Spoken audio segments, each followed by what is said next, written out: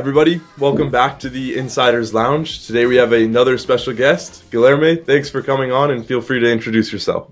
It's a pleasure. Thank you so much for receiving me, Chad.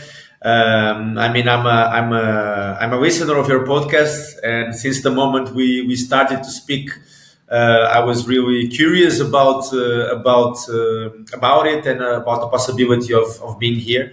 So I am Guilherme from Cüpper. I am one of the directors of the Berwyn Sports Group and the CEO of Berwyn Sports Bridge for Talents, which is the agency included in the group. We have several companies within the Berwyn Sports Group. We have Berwyn Sports Bridge for Talents, of course, which is our agency. We also have a sports law firm, Berwyn Sports, that has been in the business for many, many years now. And also our consultancy, Berwyn Sports Consulting, besides all the other side projects that we have time for sure to speak throughout the interview. But it's a pleasure to be here. Thank you so much for having me, Chad. Definitely, I'm glad that we got to work it out. And before we get into kind of the business side of things, let's start when you were a child growing up. First of all, with that name, I think it can confuse anyone. Guilherme is a Portuguese name. You got Van Cüpper. It's all a mix. So where did you grow up? And give us a little bit about your childhood.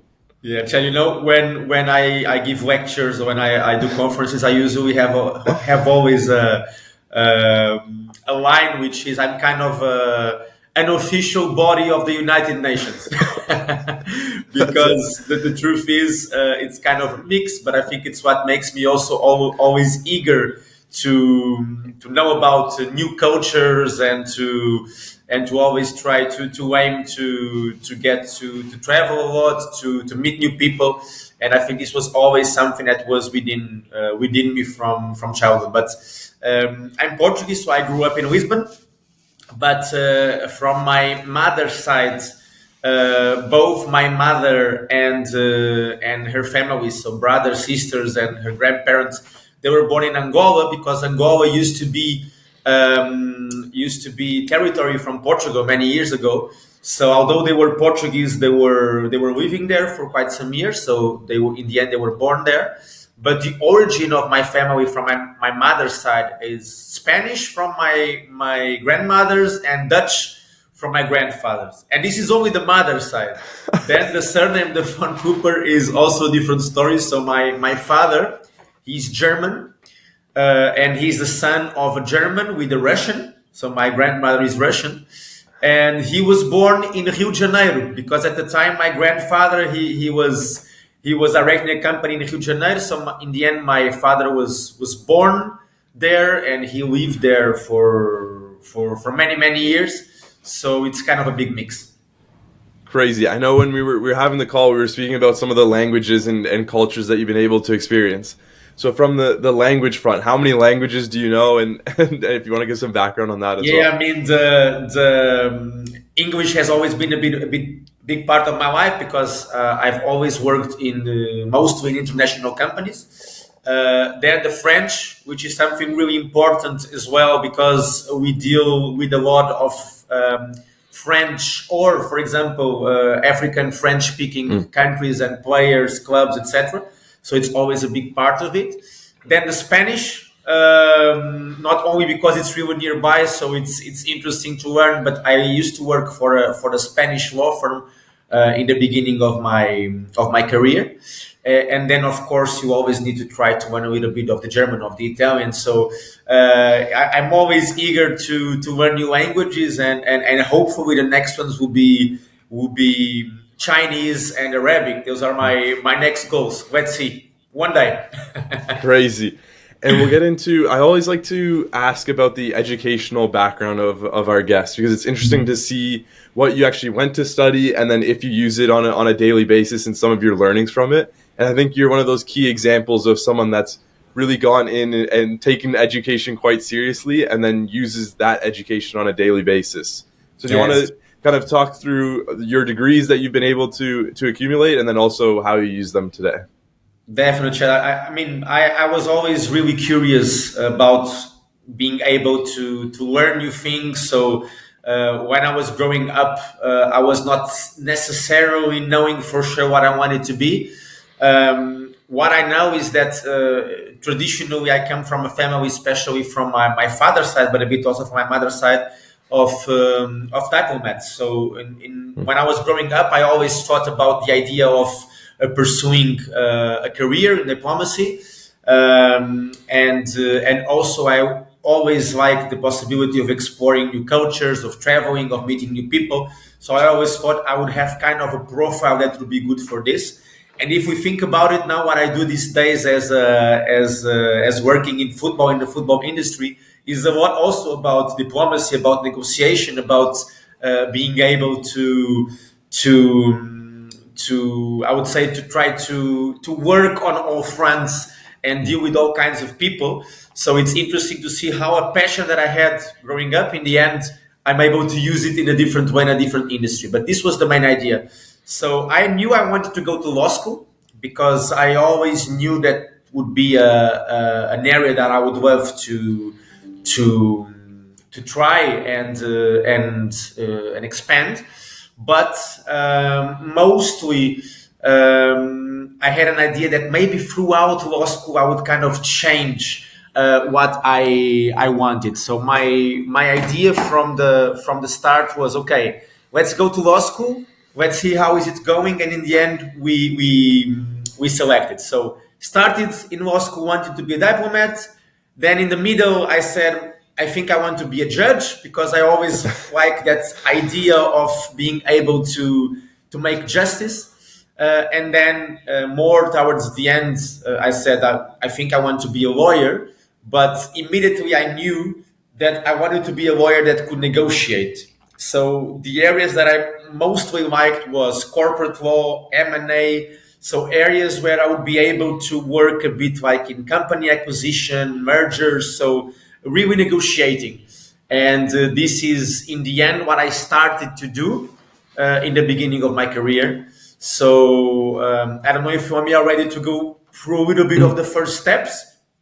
Yeah, let's do that. Concerning my career, but is interesting, and this is also something that I always like to tell my students when I lecture, which is how you can see that what you think will be your future can definitely change, and how people should not feel uncomfortable or afraid when they are at a certain point not exactly in the place they think they should be. Because I think that all the everything that throughout your life you are able to get for yourself in terms of education, in terms of work experience, in the end you'll be exactly in the place you should be. So I started working in M&A in a Spanish law firm, and this gave me a lot of tools of negotiation, of managing my schedule, of drafting contracts, reviewing contracts, deal with all kinds of people,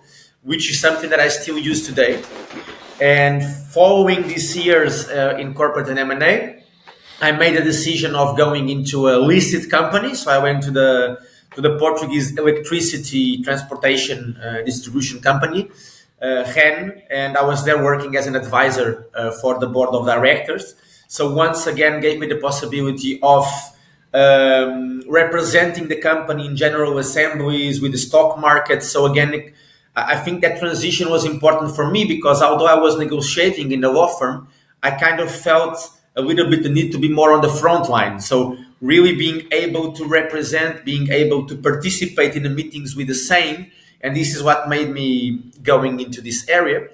But then I must say the passion for football connected with law has always been something crazy. So one day, all of a sudden, I was able to have a conversation with the two owners of the Bourbon Sports Group, Jan and Georg. And I knew that at the time they wanted someone that would speak languages, have kind of this commercial background, expertise in law as well, but not only to be a lawyer, but with the idea of creating a new office for the company. And we then settled, we only had an office in Berlin at the time, and we then settled the office in Lisbon. And I started basically getting post-graduation and then even some education within the office on expertise on sports law. But then the main idea would be to create a team, and with a team of sports lawyers that we now are really happy to have 15 or 16 sports lawyers from all over the world in Berlin Sports Law. But then being able to use these tools that I have to not only deal with our stakeholders, with the clubs, but then only expand to other sides of the business. And that's how we develop more. The consultancy was already developed, but we continue to do it. But then Jan and Georg always gave me the autonomy to think about new projects, to be finding new ways to deal with our network. And that's why we also created the agency. And I would say that in the group right now, I'm proud to say that probably we have one of the biggest networks combining the clubs we deal in the sports law part, the agency, the players, and it's something that really makes me proud. You mentioned kind of the transition from working in corporate law, M&A, and then you transitioned to the football side of things. Was that just because of the opportunity with Berlin Sports Group, or were you pursuing something to get back in football? Like, what made you click to know, like, okay, I want to get back into the footballing side of things? Yeah, I mean, I always loved football as kind of as a passion, and sports was developing a lot in next years. I'm working now in the industry for more than 7 years, but in the beginning, I would say it was still always something that was still ongoing. And the initial idea when they invited me of being in charge of this office in Lisbon, and dealing with most of our clients, whether in Europe, in Africa, in the US, was something that really clicked me, and I really wanted to do it. But to be honest, once again, when you are inside of the football industry, we always say it's a really huge industry. It's true, but in the end, it's also a niche, because when you are in this industry for such a long time, everybody knows each other. Every time you're going to a conference, or whether it's in Portugal, Spain, Saudi Arabia, or South Africa, you will know a lot of the people in there. So this idea of belonging into an industry was something that I really enjoyed. So what we also thought was that made a lot of sense for people within our group, kind of taking some of my responsibilities within the sports law area in order to free myself a little bit more to other businesses. And then the agency, of course, with the passion I have for football, with the kind of connection I like to establish with the players, with the scouting network we were building, was a perfect transition. And I'm extremely happy right now that we are able to work both in these fields, and in both these fields, and it's really a dream come true, I would say, to work in such an area. And then for those who don't know, do you want to explain the full story of Berlin Sports Group and then kind of some of the umbrellas underneath it, and then we'll get into more detail later on. Definitely. So, Chad, like I said, I mean, Jan and Georg founded this company more than 10 years ago. Georg, he's a former Union Berlin football player. Jan was for a long time also, and he is a lawyer with a lot of reputation within Germany and within sports law. So when 7 years ago I joined them, they were already a really big firm with a lot of expertise, with more than 1,500 clients all around the globe, in several first leagues, whether in Europe, America, Australia, Asia. So this was already something that in the sports law world they were doing really well, but they always had this eager to expand. So I would say that this point where we are right now, what we do have is a group that consists basically in a consultancy, where we do all kinds of sports consultancy to football clubs, to entities, whether you are thinking about the possibilities of club investment or possibilities of investing in different sectors of sport. We are always there for this kind of clients. We have several consultants from all over the globe with different areas of expertise ready to help our clients. Then, of course, we have our baby, let's call it like this, because it was what made us grow, which was the Berlin Sports, so our sports law firm. And here we are advising, like I said, more than 2,000 clubs and players, some of the biggest clubs in the world in several areas, from training rights, so solidarity contributions, training compensations, transfer advice, drafting of contracts, FIFA and CAS disputes, so all kinds of areas. And this is what also gave us a lot of our reputation, because all these clubs always valued our work, and we were able to build these connections with the presidents, with the clubs, with the federations. And that's why we did a transition for the agency world, because at the time what we thought was we have the possibility of having kind of being the agents of the future. And this is something maybe I can already introduce, which is the agency world developed and evolved a lot throughout the years. So if you think about the role of an agent a few years ago, you would think about the typical agent that would be there to help the players cutting their transfers, and then all the rest would be done whether in the club, whether by different kinds of professionals. Right now, if you truly want to be what I usually call the agent shaped for the future, you need to reunite several competencies that can really make you have an impact on the player's career and make you be a valuable asset for them. So the agent of the future, they don't only know how to negotiate and to cut transfers, which of course is the most important part, because it's because of our network that we are able to lead our players into where they want to be and we want them to be. But then there are so many things important, which is looking at these players, first of all, the human side of it, of course. So looking at these players not only as workers, employees of clubs, but more than anything as family. And this is how we approach it in the agency. So looking at their problems as our problems, looking at their families as our families. And this is what makes us able to really work together and have our combined mindset. But then mental health, it's something that you will not speak about several years ago, how important it is to check how your player is feeling, because throughout their career there are injuries, there are players coming into the end of the contracts, players with family issues, and you need to be able to have this inside of your company. Then nutrition, scouting, financial advice, data. For example, I mean, it's so good right now to be able, we work with some of the best platforms in the market that makes us be able to go to a player and know exactly, look, in this game you did this, and this. Your accuracy was this, your accuracy was that. Using platforms, for example, for transfers that are making us able to exactly explain to the clubs what we have to offer, etc. So all of this is a part of being an agent, and this is the only way the players can benefit from it. So the reason why we created the agency, and this is kind of the story behind it, was because we knew that with our network, with our expertise, and with the people we had with us, we would have the right tools to be able to really develop these players' careers. So just to finish answering your question, we kind of once again selected a niche. So we work with all kinds of players from all countries in what intermediation is related, but we still have a really big focus on bringing African players to Europe, US, because for us, we always saw the African player really as a diamond.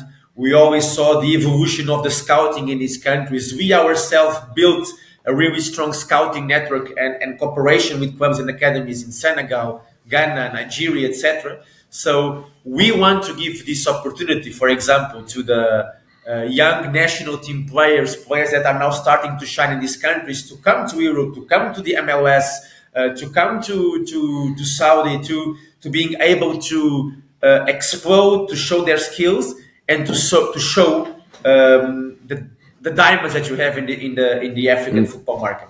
So this was one of our niches, but the idea, of course, is trying to every player that we think is ready and would make our agency successful in a way that we are all working together to the same objective, and especially being able to help the players within their lives and making an impact in these players' careers. We will always be happy and delightful to do that.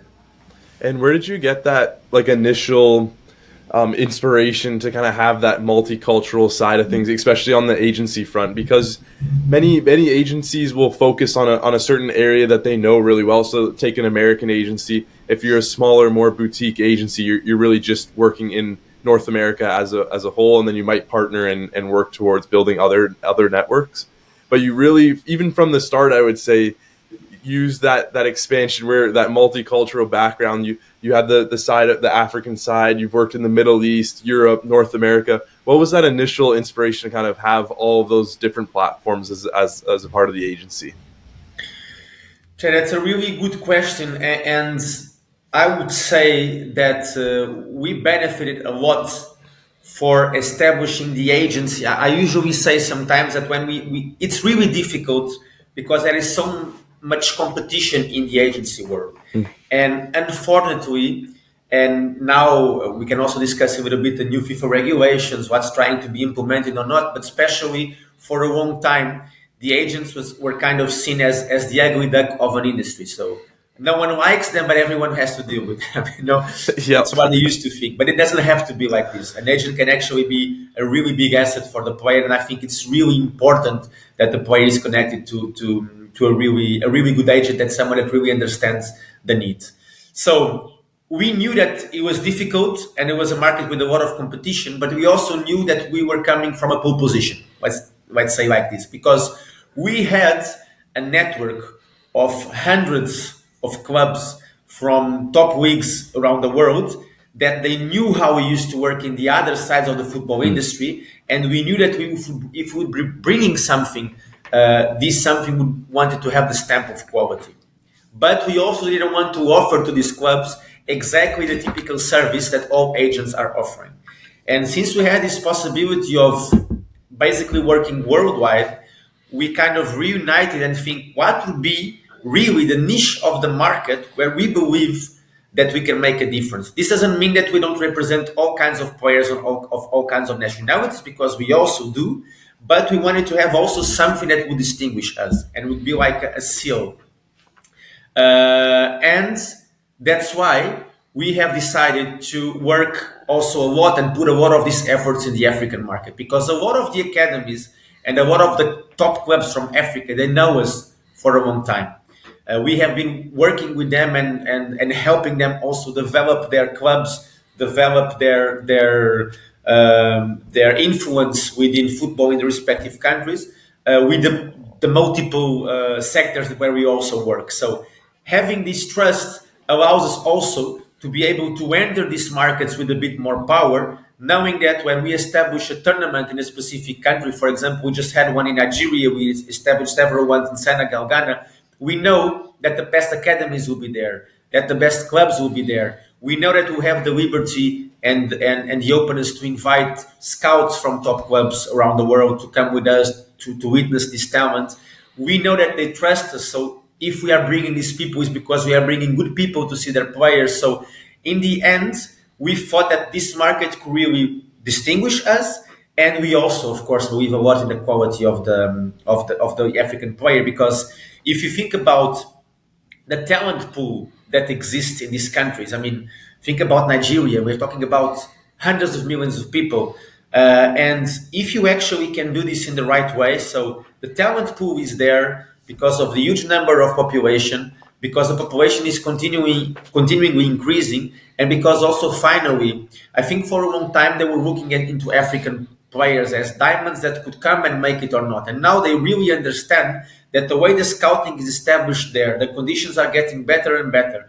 The way that clubs are putting more and more money into having their own academies within these countries, it's really developing the African player to a totally different level. So I fully believe that we always say in the agency sometimes that the next Messi will be African. And we say this, of course, in a way to highlight that you can have, again, some of the best players in the world or even winning Ballon d'Ors from Africa. And now we have players, of course, like Sadio Mane, like Mohamed Salah, like Thomas Partey, so many players. But I really do believe that this will continuously grow and grow and grow. And I'm fully confident that we can also help on putting a specific area of the planet on the map of football, especially in some clubs that usually didn't look so much into these markets. You were speaking on the kind of the future agent, I guess you could call it, and the evolution of how agents have changed over time. What about on the sports law side? law has also changed in, especially in football. More recently, we were speaking on the regulations. Do you want to speak on how some of those regulations have changed now, and where you see the future of sports law, specifically in football? Definitely. I think sports law is increasing a lot because, like everything in the football industry, is developing into getting more accurate, professional. The regulations being more transparent, the regulations being more effective in several areas. I think we will benefit a lot with this continuously growth of sports lawyers trying to connect themselves from all over the globe. We have much more sports law conferences, football conferences in general, connecting to different areas, but a lot of sports law conferences. The legal topics are being as trendy as ever. There has been a huge effort from several stakeholders on the football industry to really have more transparent regulations, to really have the possibility that people need a certain kind of requirements. For example, even now in the agency world with the new agent regulations. But of course, that I would say that the clubs and the players more and more they understand how it's important to have a good legal assessment. Because if you are in the perspective of a player, think about this: the employment contract and the transfer contract, but especially even for a player, the employment contract is you have a limited career. So you really need to select your steps wisely. And this means that when you sign an employment contract with a club, you really need to be sure what you are signing. What kind of bonuses are there? Which kind of release clause is there? Are all the conditions? Is it net? Is it gross? Do I have an accommodation? Is it covered? Is it so many little things, but that in the end they will accumulate. Like how can I read my contract? How can what do I need to be complying with when I sign with this club? Codes of conduct. I mean, so many different topics, and even like I was saying, the agent of the future, he needs. If you are a sports lawyer or coming from a sports law background, and then you become an agent, even better, of course, because you have the full picture. But especially, at least, you need to surround yourselves with people that understand that having a good legal assessment is the base of everything, because the contracts are the base of everything. When you come into a transfer contract, this is where you know which percentage of someone will be there. This is where you know which kind of clause will be able to make that, or by option, for example, would be triggered. So you really need to be doing this in the best way possible. So it's more and more important, and we saw how important it is now with the new football agent regulations. I think we're more than aware, Chad. Maybe some of our listeners are not, but has been a huge controversy with the new football agent regulations. I think we could have a separate podcast, a separate episode just speaking about this.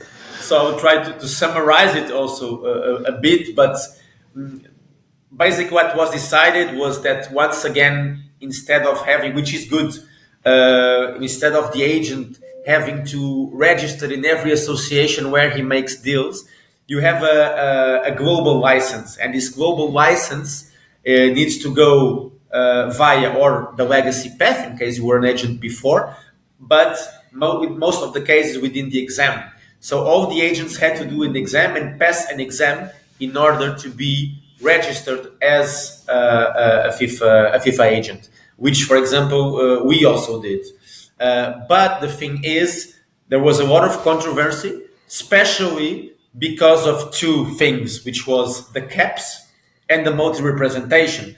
So what was happening was that FIFA decided to cap the percentages of the commission that the agents can get, and also they have decided that you cannot represent besides specific situations more than one party in the deal. And the problem is that with this, they kind of try to say that they try to attack the big agents and the big commissions. But in the end, this was not specifically the case, because even some of the medium, small agents that used to get not from the clubs but from the players, from the employment contract, and not from the transfer fee, those were the ones even more harmed with this kind of regulation. So basically what exploded was all of this discussion whether the regulation should be implemented or not, and now we have several decisions that these regulations will be suspended. It's of my personal opinion that the license is really good, to be honest, because you have so many unprepared agents, and I think it's really good for the players if you're able to filter this a little bit. But although a lot of things are to applaud, like the license system, having CPD requirements, so you have ongoing training if you want to keep your license, a lot of also interesting legal aspects that were added into the regulations concerning minors, so many different things which are good. And we kind of left this discussion about the caps and the multi-representation, consuming the good parts that these regulations could bring. So I'm curious to see in the end how it will turn out, but definitely you see there is an effort from a lot of parties and a lot of stakeholders involved in order to regulate and in order to make also the agency work a bit more structured and transparent. We'll get into a more exciting topic. Let's say the consulting side of the agency. We spoke a little bit about that on our last two calls that we had, and now more recently, the Werder Bremen Academy has just been launched. I wanted to get into this because it's an interesting approach to that side of things. Do you want to dive into that a little bit? How that came about and what the future holds there? Definitely. I mean, once again, one of our new babies, let's call it like this. And Yeah. and this is what I love also about our group and about the vision that Georg and Jan had when they established the company more than 10 years ago, which is we are always kind of reinventing ourselves. So the consultancy, the law firm, the agency, several other projects that we also have, but also having the possibility of having the network that we have and having the of course the connections, but also this goal to really doing this not only for the success of the group, but especially to make an impact on the life of players, making an impact on football, and putting a little bit of the Berlin sports stamp in some of the talents of the future. We have decided to, besides the work we do in the agency, establish what it's called the Bridge for Talents Academy, and we were able to combine this following a lot of discussions with Werder Bremen. So the Bridge for Talents Academy is powered by Werder Bremen, which is a club that, of course, doesn't need any kind of introduction. A powerhouse from German Bundesliga, one of the most historical clubs in Germany, where a lot of great football players were able to play and really had a career, and having the possibility of helping. And we are now, at least at the first, the idea is that every year we will have a group, we will have a class, let's call it like this, squad, that will start in the summer. And for 1 year, we'll have around 22 vacancies from players from all over the world to be able to come, showcase their skills,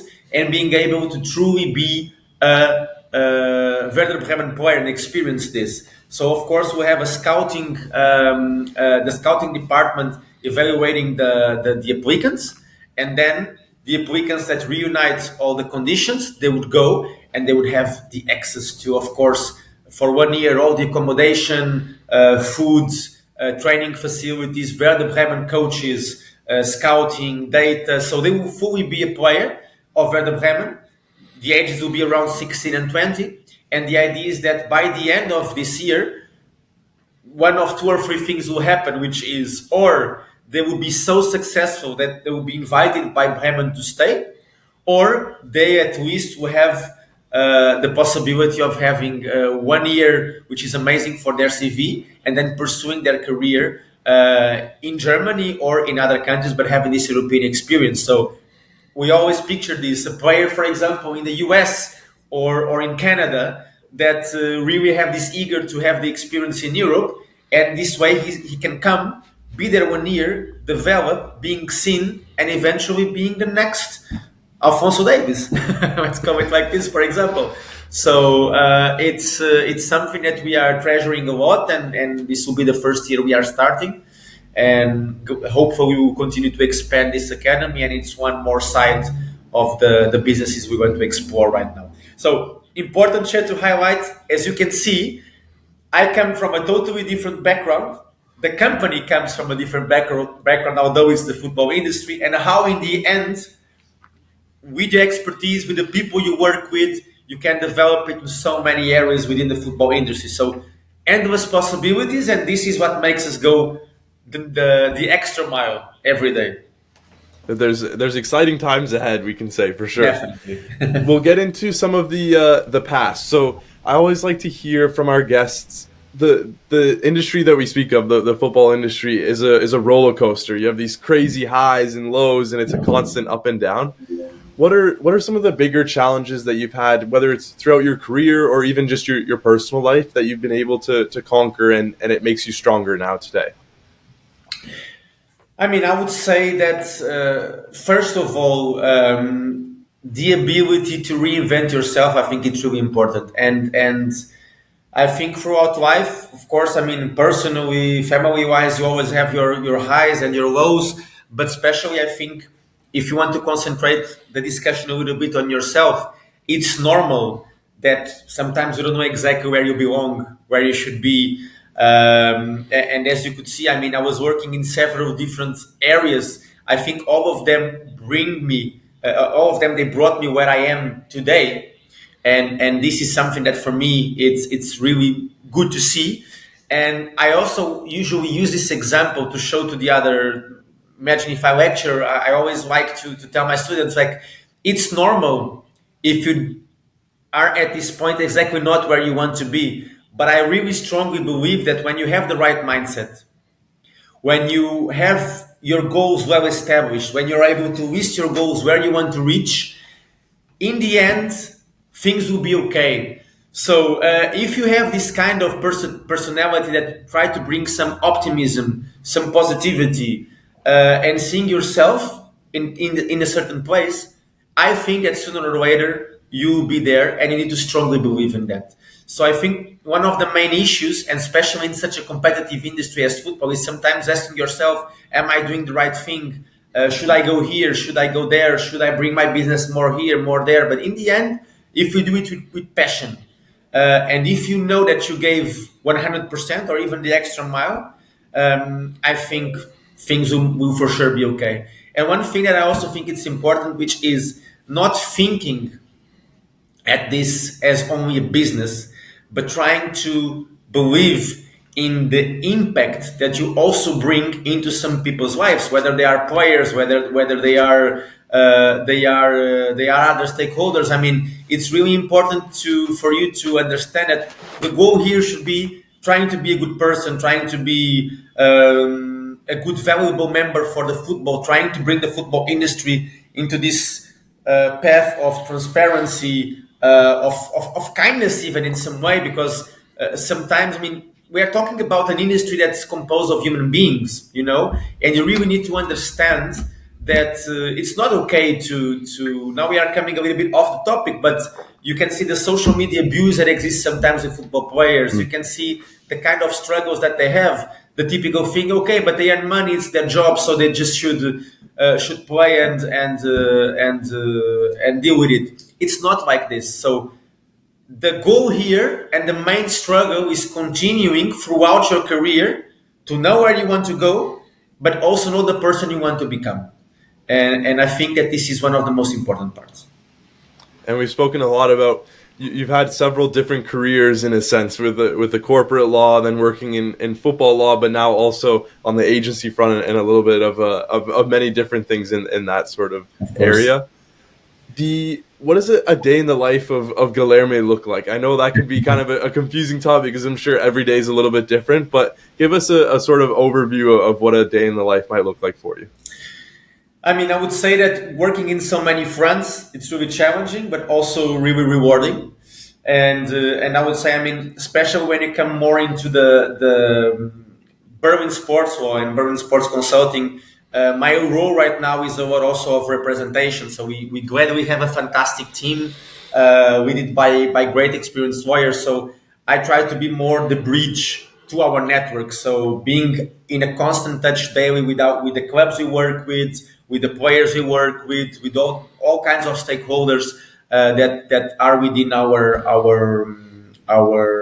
group Network. in our network, and also being able to travel as much as I can, being able to meet new people, to show ourselves to the market. So we know that if it's a fantastic conference or event going in South Africa or in Saudi Arabia or in Qatar or in Spain, we want to go there. We want to build the network. We want to engage with the best professionals. So I would say that this is a lot of what we do in the day to day. And then when you with the agency, like I said, one of the most important things as well is not only growing new contacts and being in contact, of course, with your existing network, but especially being in constant contact with your players. So I want to be in daily contact with him, understanding how they are feeling, how the things are going, reviewing the games of the weekend, understanding if at a certain point you should speak with the club, with the sports director here and then if something is going on or not. So being there 100% is one of the big parts of my day as well. So being there for the players, understanding their needs, and they can be sure that if they need me, I'll be there. This is really, really important. So here would be managing the network, managing the clients, speaking with the players, and then of course you have kind of the little booms, which is if you are in the middle of a transfer market like we just finished January one, then your day, no matter how much you can be planning, it's always going to be a bit on the side, because in the end, if you are in the middle of a negotiation can take 30 minutes or 15 days or 1 month. Usually they start way before the transfer market. So you need to deal with all kinds of things like, first of all, having the player meeting the coach, meeting the club, meeting the management, understanding if he wants to play there, negotiate the salaries, negotiate the conditions, understanding if the club is open or not to let him go or to get a certain kind of a transfer fee. So there's so many different people involved in the negotiation, and so many aspects from the house to the to the money to the place to the culture, so many aspects to have to take into consideration. So of course that the summer and the winter market are always crazy times, but also again really rewarding, and this is what we live for as well, to have this kind of moments, and then everything in the end makes sense when you're able to see your player playing in the best matches and being successful in the team that in the end together you chose for him. So I would say this is moreover always on the run, like I would say. So two things will be always on the run and always with my luggage ready. This is the most important part. No, definitely. You mentioned the January window, or any window really, being a very crazy and busy time. But this year, especially, Africa, the AFCON was on. So you also, I know, have a connection on that side. Do you want to speak on your connection with Nigeria and how I'm sure that made the window even more hectic because you're trying to watch those games as well as working with players and all the other stuff you do? Of course. I mean, definitely special when you work with Africa. It's fantastic when you see players that are within your network or used to work with or you work with in these competitions. It's really fantastic to see. Then we added something also a little bit different because besides the typical interest that a competition like this have. We have the opportunity to have this year in the semifinals one of our clients. In this case, we are agents of Acasio Sanch, which is the first assistant coach of the Nigerian national team. And here the connection is because not only he's our client, but he's a big friend and kind of like family. So we are kind of experiencing also in a different way, in a more emotional way, this competition. And we also have a strong connection. Sometimes it's difficult because you kind of have your heart divided because, I mean, we travel so much to Ghana. We have so many players from Ghana, so many connections, the same in Senegal, the same in Mali, in Gambia. So it's always difficult to separate your heart. This year we have a kind of an adding factor, which is having a coach as well, and especially a coach so connected to us and that we like so much, and has been a privilege also to work with the Cassio Santos. He's such a fantastic, once again, someone that I would highlight as the same way that sometimes we have different kind of agents, and I say that the agents should be shaped for the future. We all love Acacio in the agency because Acacio is also the living proof of how a coach should also be shaped for the future. He's not only the typical football coach. He's so engaged with the mental aspects of the game, with making sure that the players think about things as mindfulness, as the impact they have in the careers of the other ones and on each other, and the way he puts all this emotional and spiritual baggage into these players, for me, is one of the reasons also why Nigeria is being so successful, because him together with the head coach, with Giuseppe Zaire, I think they are really being able to bring the mental aspect up. So we are, of course, also experiencing a lot, and there's nothing better when you see a player or a coach succeed in the big competitions, and this is what we love to see.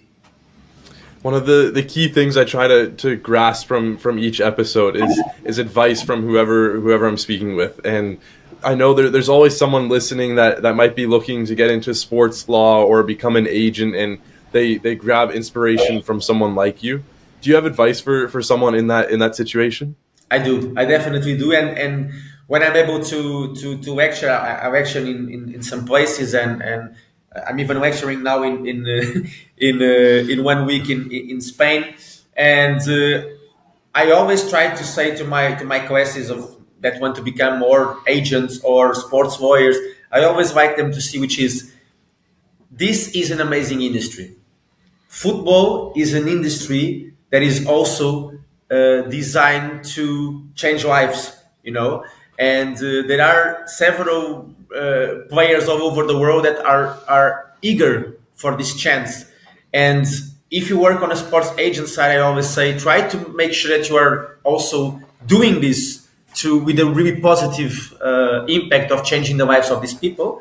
But also, if whether you want to be an agent or you want to be, for example, a sports lawyer, the important part is loving what you do, understanding that we know that the football industry is not an easy industry to get in, but everyone has their own possibilities. If you are good, if you have passion, if you bring something different, if you want to bring a different flavor into the football world, and we much need it. We much needed young blood, I would say, Yeah. these people that come fresh and have new ideas and want to bring football into the maximum degrees of transparency, of having really good legal regulations, and really being able to bring the industry that we love to the next level. So everyone has the possibility of doing it. And although you still have a lot of traditional people in football that want to try to close the door to some of the new ones coming in, you also have so many people that are really eager to give them this opportunity. So everyone should never give up on their dreams, whether in football or in any area, but with passion, with compromise, with commitments. I'm always sure that everyone can make it, independently on when they are coming, whether they are coming from the super poor neighborhood in Africa, whether they are coming from a super country with a lot of possibilities, and with a bit more an easier life to reach certain kinds of goals. Everyone can make it. I'm sure about this, and this is also part of football, what football can give to people. And if we look at your career and your life, we go 10 years back. You weren't working in sports. You're working in more of the corporate side. What about if we do the reverse and we go 10 years forward? Where do you see yourself in your career, in your personal life? Because 10 years is a long time, so I'm interested to see how you approach that. I mean, I have the opportunity, and this is something that I try to express a lot of gratitude on it every day, which is working in the exact business and industry that I love. And I was able throughout the years to really understand the place where I believe that I should be and where I want to be. So in the next 10 years, where I want to be is exactly working in this industry, exactly being able to continue to put the name of the Berman Sports Group and our and all our sectors in the highest standards possible. In what the sports law side and the consulting side is respects, we really want to continue to be pioneers. We want to continue to make sure that that the clubs, that the federations, that all the stakeholders really have the most modern legal possibilities, that they really can understand how to grow with sustainability, but also on the agency side, which is also a personal side, let's call it like this, what we really want. And I would be proud if in 10 years, a lot of the players I represent today, they were able to reach the highest standards in football. So I want them to do this, not because I really believe in them, because I want them to succeed, but because also I want their lives to be shaped within success. I want them to be able to help their families. I want them to be able to, once that they finish the career, they can go back home and say, I have no regrets. I did everything I can. And hopefully and a lot of them will be successful and will be able to say, okay, I did what I wanted with football, and I want to now inspire all the other ones to follow my path and reach the best pitches and the best games and the best Champions League finals and World Cup finals. And this is what I want for them and where I want to see them in the next 10 years.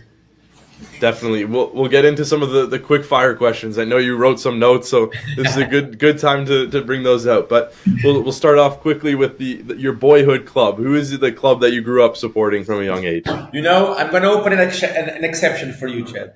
Okay.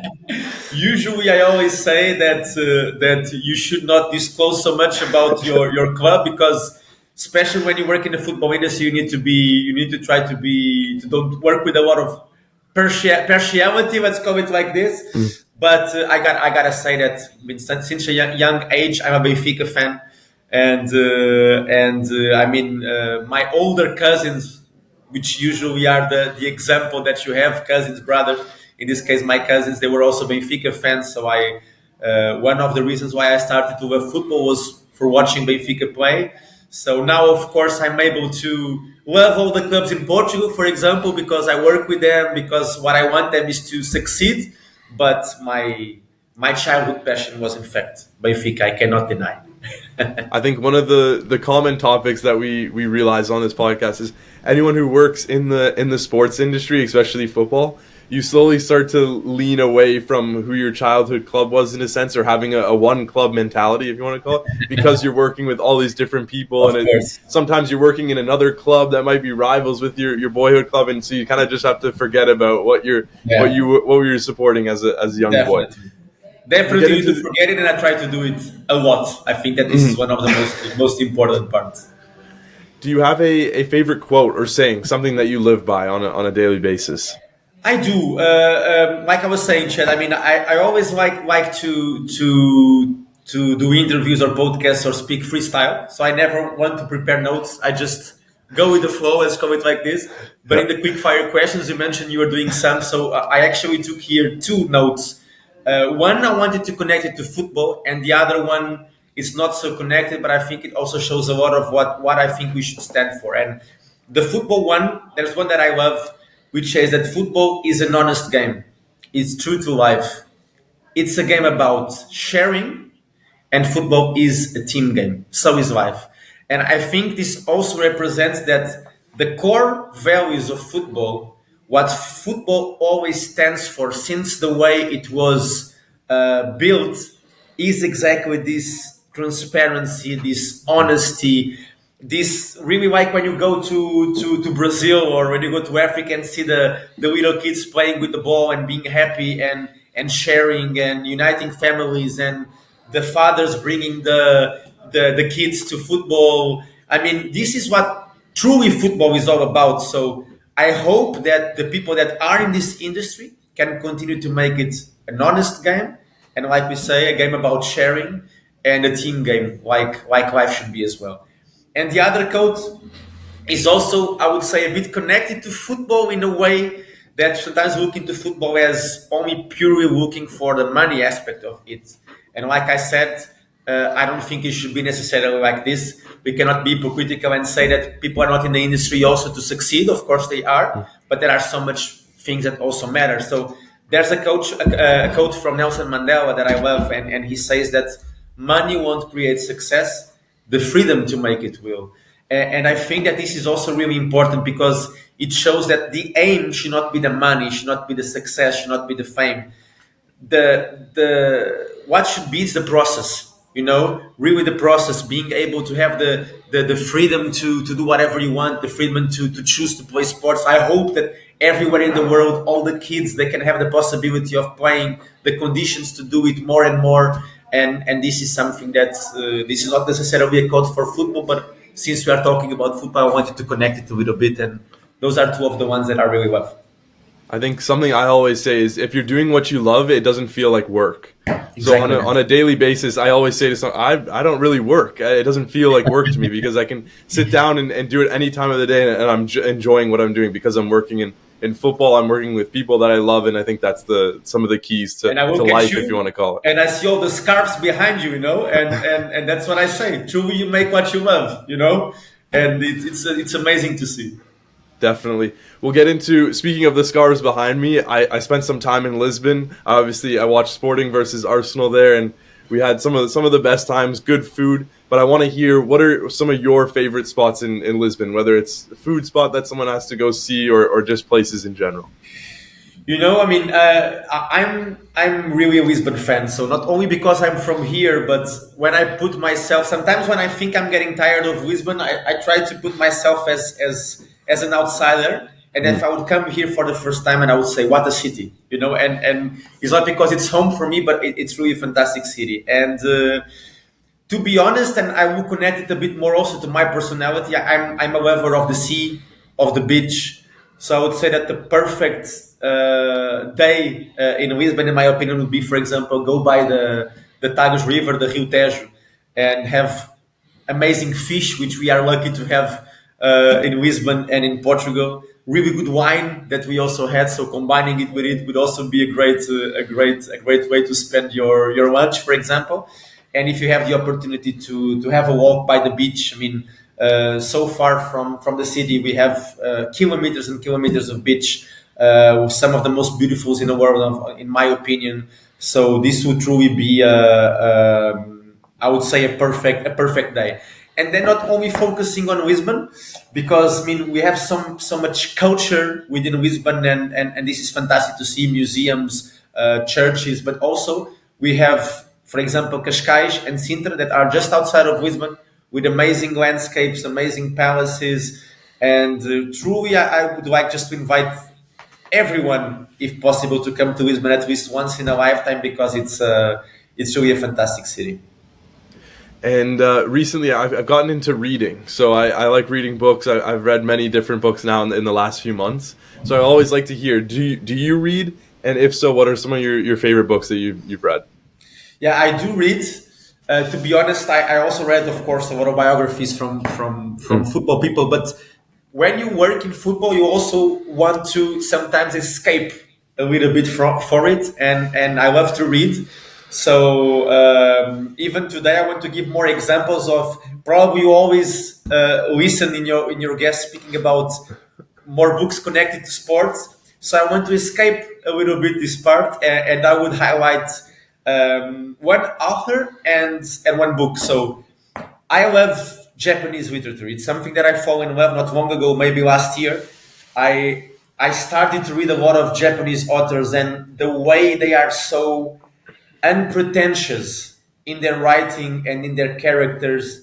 They are so you can so much connect with a lot of them and understanding what they are feeling. So I would definitely recommend Japanese literature to everyone, especially for example Haruki Murakami is one of my favorite authors of Japanese literature. I have read 4 or 5 books of him last year.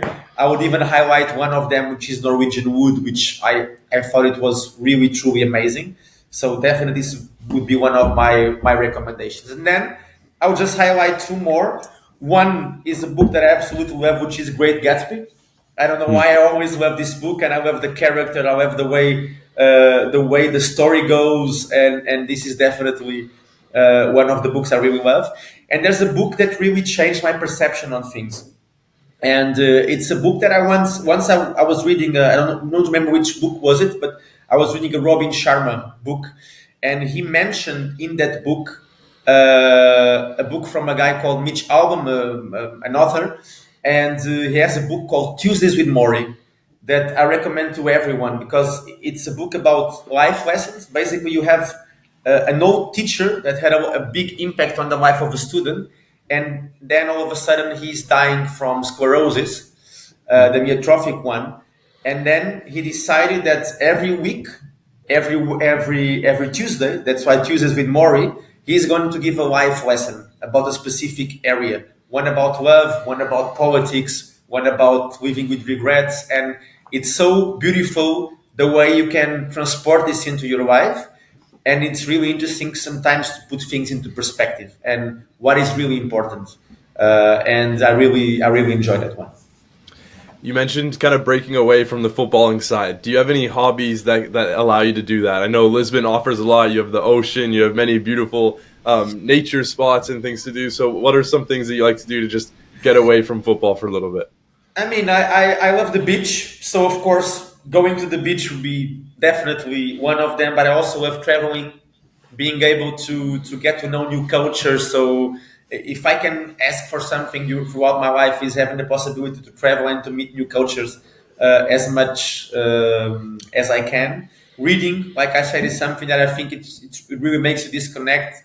Same way as music, playing music. I play the guitar as well. It's something that I love to do.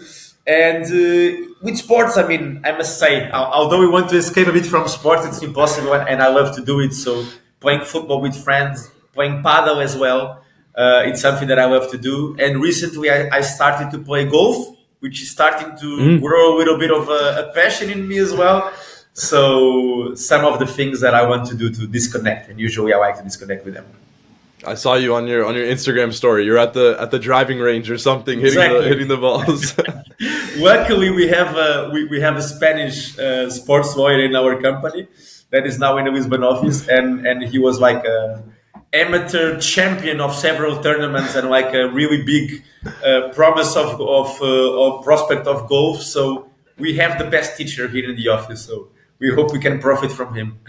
Oh, that's amazing. We'll get into the last one here. If you could sit down with you can say multiple people if you want, but I normally say one person, dead or alive. Who would it be and why would you sit down with them? This is a really tricky question. There are so many people so many persons in the world that inspire me. But I had the opportunity to attend a conference last year or 2 years ago, the World Football Summit in Durban, in Mm. South Africa, and I was able to also travel a little bit the country. And I loved, of course, the culture, but also it was really impressive for me the way they lived through apartheid and the story behind some of the families over there. And I also had the opportunity to read the book. I didn't mention the book before, but I can mention it now. That really marked me, which was Born a Crime from Trevor Noah. And I think Trevor has this ability of speaking about even the tough things in life with so much humor and putting really a different flavor into it. So I would say that, for example, a dinner with Trevor Noah would be a mix of different cultures, humor. So it would be fun. It would be also a lecture, kind of in a way. So maybe I mean out of the box, but would be someone that I would definitely choose. It's And if a we good go mix. if we go into the sports world, I would love to do it with Alex Ferguson. I think he's the master of coaches. He's been through everything. He saw so many different eras of football, and I love his book as well. I think it would be something that I would love. It'd be good to have them together. A good mix of a Even Portuguese better. guy, an English guy, and a South African, a comedian, a coach, and a sports lawyer. What a mix! Even better. Definitely, definitely. Guilherme, I appreciate your time. Thanks for coming on. Is there any last words you have? If you want to shout anything out or anything you want the people to hear, and then if not, we'll wrap things up. Well, Chad, first of all, one directed to you. I just wanted to say that it's amazing when you see. This is exactly what grows our industry: is being able to have new projects, to have this eager to do different things, and your podcast is exactly a living proof of that. So, congratulations on the work you are doing, and I hope it continues to be really successful. We can hear about different people in different backgrounds within the industry, and shout out to that definitely. And then maybe just some last words to every professional that's within the business or wanting to get into this. Let's let's of course recognize that football is a huge industry, that not every day is easy, but we should try always to make the right decisions. Understand that we are more than anything working in a field that requires passion, that requires commitment, but more than anything, we also working with human beings. So let's try to be a bit better to everyone. Let's try to not look so much to our own belly, let's call it like this, and to our own ego, and think a little bit more about the players, about the opportunities we want to grow, and about the way we want to shape the future of the next generations and the future of football. Well said. Thanks for coming on, and Thank I you look so forward much, to speaking Chad. again soon. It was a really big pleasure. See you soon. See ya. Thank you.